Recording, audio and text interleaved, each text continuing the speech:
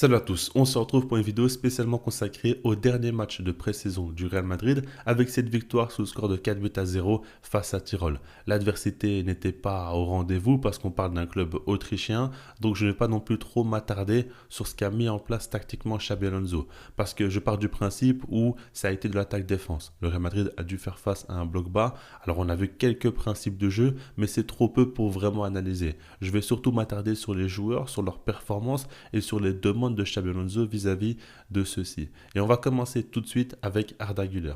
Depuis l'arrivée du coach espagnol, je ne cesse de dire qu'Arda Güler est le grand gagnant, est le joueur qui va être mis en avant comparé à ce qui était le cas avec Carlo Ancelotti. Et là, on voit tout de suite une différence. Déjà, il a été utilisé à plusieurs positions jusqu'à présent avec la Coupe du Monde des clubs et ce match-là, on l'a vu en tant que relayeur reculé sur le terrain, on l'a vu en tant que numéro 10 et on l'a vu évoluant dans le demi-espace droit. Différentes positions, mais son rôle n'a jamais changé. C'est le dernier passeur de l'équipe, le joueur qui doit donner des assists, le joueur qui peut créer le jeu dans le cœur du jeu justement, et on voit qu'il se régale. Déjà, son assist pour Kylian Mbappé est tout simplement magnifique. Il est très difficile à donner, on voit qu'il a vraiment un bon timing et une très bonne précision face à un bloc bas, c'est intéressant. C'est ce qui manquait aussi au Real Madrid la saison passée, c'est-à-dire lorsque tu joues face à un bloc bas où les lignes défensives sont resserrées, il te faut un joueur capable de donner un ballon entre ces joueurs-là justement. C'est très difficile et Arda Güler, lui, peut largement le faire et il l'a fait à plusieurs reprises. Ici, ça a été concluant, ça n'a pas toujours été le cas parce que le joueur qui recevait le ballon n'a pas toujours fini les actions. En tout cas, Kylian Mbappé, lui, l'a fait et à ce moment-là, ça a été un but pour le Real Madrid. D'ailleurs, avec l'attaquant français, ils se sont assez régulièrement trouvés. Il y a une action que j'ai beaucoup appréciée, c'est quand ils ont combiné dans les petits espaces. On voit que Kylian Mbappé va chercher Arda Güler qui lui va lui remettre le ballon entre les jambes d'un défenseur et ça va lui donner un face-à-face. Mbappé ne va pas terminer l'action, mais on voit qu'il y a une connexion entre les deux et ça, c'est une très bonne nouvelle. Un joueur qui a une telle finition donc de celle de Kylian Mbappé, avec un joueur comme Arda Güler qui peut vraiment avoir de la confiance dans son rôle de passeur, ça fait que ça peut très bien matcher pour les deux. Mbappé pourra augmenter son quota de buts et Arda Güler pourra donner beaucoup d'assists, j'en suis persuadé. Et ces deux-là sont des joueurs vraiment qui pourront être décisifs lors de la saison prochaine, c'est une évidence. Maintenant, si on reste sur Arda Güler, quand on regarde ce que j'ai beaucoup apprécié, c'est l'importance que Xabi Alonso lui donne et aussi sa prise de responsabilité. On l'a vu à un moment donné tenter une frappe à longue distance à l'entrée de la surface mais excentrée sur le côté droit et pourtant elle aurait pu entrer au fond parce qu'elle a touché la barre transversale, ça a été une grosse frappe. La saison passée, il tentait très peu ce genre de frappe-là parce qu'il n'avait pas la confiance du coach et parce qu'il enchaînait trop peu de matchs donc il n'avait pas assez d'assurance. Là, ce n'est plus le cas. Et puis on l'a vu aussi, il a tiré un coup franc, Xabi Alonso lui a laissé faire et là, il a touché l'équerre aussi, il était tout proche de marquer ce coup de pied arrêté. Là, on voit qu'aujourd'hui, il a pris une autre dimension, une autre place au sein de l'équipe et c'est une très bonne nouvelle. Il est extrêmement talentueux déjà dans un premier temps, donc c'est une bonne nouvelle, mais surtout, il répond à des besoins du Real Madrid, notamment au niveau de la créativité et de la passe. Donc là, c'est bien sûr très très positif pour le club. Si on continue, on a un petit peu parlé de Kylian Mbappé et maintenant il est temps de s'y attarder. Il a inscrit un doublé avec deux très beaux buts, avec le premier où il fait son petit contrôle orienté et il va frapper du pied gauche, mais le second aussi où il va dribbler le gardien, c'est deux buts magnifiques. Mais ce n'est pas ce que je retiens. On sait tous que Kylian Mbappé pourra marquer des buts, quoi qu'il arrive, peu importe contre qui il va jouer. Là, c'est face à Tyrol, donc c'est un peu plus simple. Mais de manière générale, ce que je retiens surtout, c'est comment il a participé au jeu de l'équipe.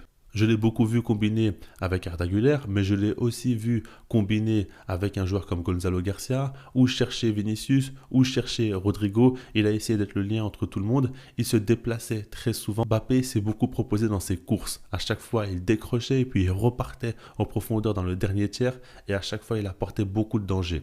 Et ça a été hyper intéressant. Je pense que Xabi Alonso lui donne plus de liberté dans ses mouvements et dans ses déplacements. Et c'est peut-être ça qu'il faut au final. Ce qu'il faut se dire, c'est que Mbappé ne sera jamais un numéro 9 pur et de fixation ou qui pourra jouer dos au but. C'est un joueur qui a besoin de liberté et de mouvement. Et bien là, c'est totalement ce que lui offre le coach espagnol et c'est pour ça que c'est une très bonne nouvelle. Et puis, je trouve que physiquement aussi, il paraît un peu mieux, un peu plus léger, un peu plus rapide et explosif. Donc ça, c'est forcément une très bonne nouvelle parce que c'est un joueur qui mise beaucoup de par son physique et sa capacité à prendre la profondeur. Donc là, c'est très bien pour lui et j'ai trouvé vraiment qu'il a marqué beaucoup de points dans ce match-là, hormis ses buts, parce que ça c'est que du bonus selon moi. Si on continue, il y a d'autres joueurs qui ont été bons, mais j'ai envie de parler de Dean Huijsen, un joueur qui vient à peine d'arriver, mais pour moi, dans mon esprit, il s'est totalement imposé et c'est déjà un joueur important. Quand on regarde son influence dans le jeu de l'équipe, c'est important. Je vais vous montrer une action qui décrit un petit peu. Regardez sa position en bas à gauche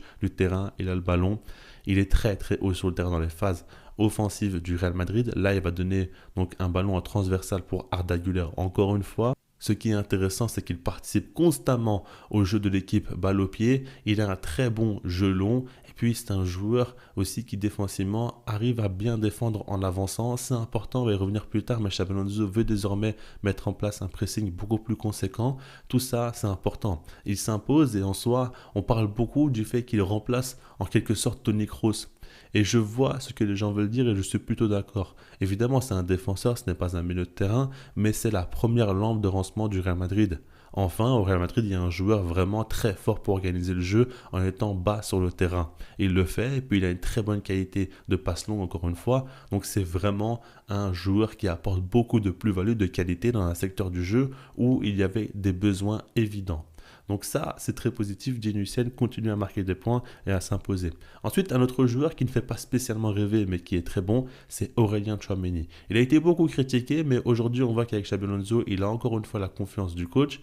Il a été utilisé à plusieurs positions, notamment en tant que défenseur central dans une défense à 3, en tant que pivot dans un 4-3-3 ou même dans un double pivot. Au milieu de terrain, il a été utilisé à 3 positions et Xabi Alonso nous fait comprendre que c'est un joueur très important pour lui, qui a beaucoup de qualité. On l'a vu donner un assist à Kylian Mbappé, on voit qu'il participe au jeu de l'équipe, mais on voit qu'il peut apporter cet équilibre-là aussi au milieu de terrain, au cœur du jeu du Real Madrid, et ça c'est très important, sans parler même de sa capacité à gagner des duels aériens aussi, ce qui est une très bonne chose.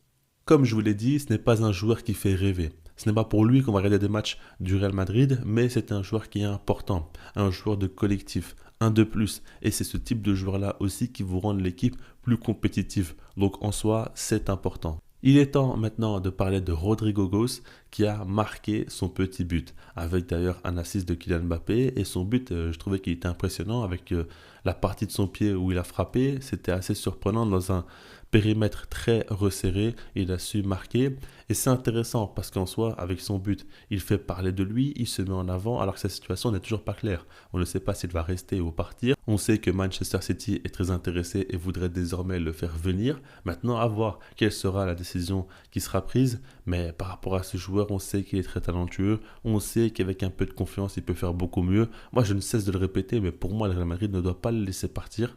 Et pour moi, le Real Madrid doit lui donner de la confiance et le faire jouer à son poste. Alors évidemment, ça va inclure aussi qu'un autre joueur sera écarté, un joueur très important, mais il faut faire des décisions. Et je pense qu'aujourd'hui, Rodrygo peut très bien combiner avec Mbappé. Je les vois bien jouer ensemble alors qu'avec un autre Brésilien, ça ne fonctionne pas comme prévu. Et justement, c'est le point noir. Vinicius qui est passé complètement à côté de son match. Alors encore une fois, c'est un match de pré-saison, ce n'est pas encore un match important. On peut lui laisser du temps, il n'y a pas de souci. Mais le truc, c'est que ce n'est pas le premier match. Ça fait quand même quelques temps qu'il n'y est pas. Sa Coupe du Monde des clubs aussi n'a pas été bonne du tout et il est sur un enchaînement de matchs négatifs avec toutes les rumeurs qu'on entend sur lui, sur un potentiel départ, sur une non-prolongation où ça ne se règle pas. Tout ça, ça fait beaucoup évidemment. Et donc par rapport à Vinicius, oui, il faut se poser la question. Ça m'intéresse de savoir si vous croyez en lui pour la saison prochaine. Est-ce que vous pensez qu'il va réaliser une grande saison ou ne va toujours pas réussir à sortir la tête de l'eau? Dans tous les cas, c'est un gros questionnement. Moi, je pense qu'en dehors de son niveau de jeu qui est insuffisant aujourd'hui et tous ses ratés, notamment en 1 contre 1 dans les dribbles ou à la passe, je pense que le vrai problème, c'est toujours avec Mbappé, il n'y a pas cette connexion. Il ne se cherche pas et il ne se trouve logiquement pas dans ce cas-là. Et ça, c'est un problème parce qu'on sait que c'est deux joueurs extrêmement talentueux, des plus importants du Real Madrid et pourtant, ça ne fonctionne pas devant. Et là, il faut se poser des questions, encore une fois. Moi, je suis assez dubitatif. Je ne vous cache pas que j'ai du mal à croire en Vinicius et me dire qu'il va réaliser une grande saison. J'ai un ressenti mauvais par rapport à ce que je vois de lui et là où ça me fait tilter, c'est surtout au niveau de son attitude. Je ne sens plus en lui cette grinta, cette envie de vouloir constamment réessayer après un échec. J'ai l'impression que dès qu'il perd le ballon, il a un coup au moral et il devient de plus en plus lourd sur ses jambes pour pouvoir repartir de l'avant. C'est ça en fait que je retiens chez lui dans son attitude. Et je dis pas qu'il est désintéressé du jeu ou quoi que ce soit, c'est pas ça, mais je sais pas, je sens plus cette motivation débordante qu'il avait auparavant et c'est ça qui me fait réfléchir par rapport à ce joueur. Maintenant, évidemment, avec toutes les qualités qu'il a, il peut se relancer, bien sûr, ça ne me choquerait pas non plus, mais je sais pas, là actuellement, je ne le sens toujours pas. Maintenant, pour terminer, en parlant de Xabi Alonso, ce qu'il faut se dire, c'est qu'en soi, là, enfin, il a eu du positif. Il repart sur une bonne note après le match face au PSG, où ils avaient perdu 4-0. Maintenant, ils gagnent 4-0 dans un match bien sûr bien moins important, mais ça reste positif et c'est ce qui va rester dans la tête des joueurs. Maintenant, le truc, c'est que je trouve que la pré-saison du Real Madrid n'est pas du tout idéale pour Xabi Alonso ou pour les joueurs. Parce qu'en soi, après la saison, ils ont dû enchaîner avec la Coupe du Monde des clubs et puis ils n'ont eu au final qu'un véritable match de préparation avant de reprendre le championnat. C'est un petit peu léger, je pense pas que ce soit possible qu'ils arriveraient dans les meilleures conditions d'un point de vue physique et athlétique.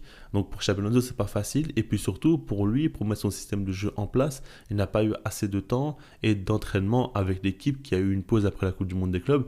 Donc ouais, franchement, je m'inquiète un petit peu par rapport à ça et je me dis que le début de saison du Real Madrid risque d'être compliqué. Alors les individualités sont tellement fortes qu'ils pourront s'en sortir, mais en tout cas, en termes de conditions, tout n'a pas été réuni malheureusement pour eux. Et c'est à peu près le cas pour toutes les équipes d'ailleurs qui ont joué la Coupe du Monde des clubs. C'est un petit peu tout chamboulé et ça, ce n'est pas bien du tout. Mais dans tous les cas, on voit que les intentions de jeu de Xabi Alonso sont très claires et on voit ce qu'il veut mettre en place avec un jeu très offensif et ne veut pas spécialement penser au jeu défensif, mais plutôt à ce qui se passe devant, c'est-à-dire défendre en avançant, essayer de dominer le jeu en étant positionné haut sur le terrain.